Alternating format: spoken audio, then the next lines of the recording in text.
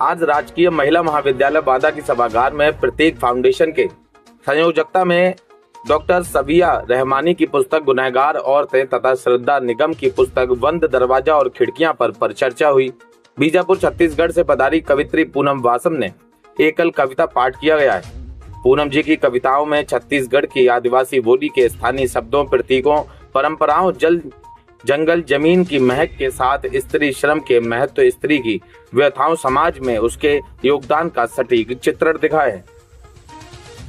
दिल्ली से आई प्रोफेसर उमा राग ने बंद दरवाजे और खिड़कियां कहानी संग्रह तथा गुनहगार औरतें उपन्यास पर अपनी बेबाक टिप्पणी की।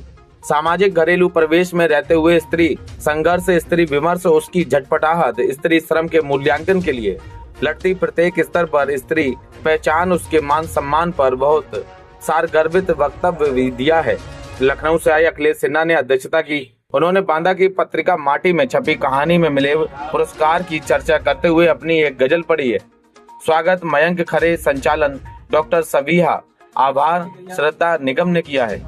बाबू केदारनाथ जी की कविता वसंत हवा के संगीतमय गायन पर नृत्य कला गृह की छात्राओं के नृत्य से कार्यक्रम की शुरुआत हुई है।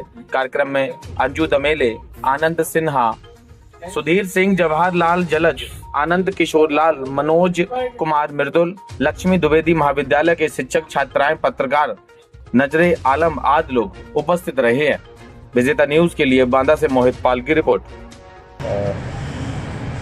आपका क्या नाम है और आज यहाँ प्रोग्राम किया गया, क्या कहना चाहेंगे? डॉक्टर सबिया रहमानी मेरा नाम है और यहाँ प्रतीक फाउंडेशन के द्वारा महिला श्रम पर एक कार्यक्रम आयोजित करने का विचार रखा गया था, जिस पे मज़दूर दिवस पे स्पेशली उन्होंने ये कार्यक्रम करना चाहा और इस पे मेरी किताब बेगुनाहगार औरतें और श्रद्धा निगम जी की किताब बंद दरवाज़ा और खिड़कियों पे डॉक्टर उमा राग जो दिल्ली विश्वविद्यालय से आई हैं, हिंदी विभाग के प्रोफेसर हैं, उनके द्वारा चर्चा भी की गई और उस किताब का उन्होंने जो समीक्षात्मक विवेचन करते हुए बताया जो कमियां थीं।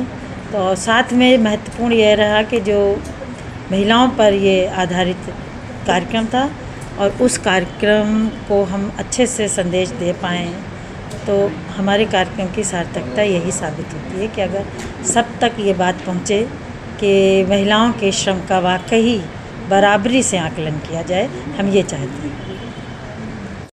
जी, क्या नाम है आपका, कहाँ से आगमन हुआ और ये प्रोग्राम का कैसा प्रोग्राम था, क्या कहना चाहिए? जोहार, मैं डॉक्टर पूनम वासम बस्तर बीजापुर से हूँ और आज का जो कार्यक्रम था वो 2 किताबों पे परिचर्चा का आयोजन था।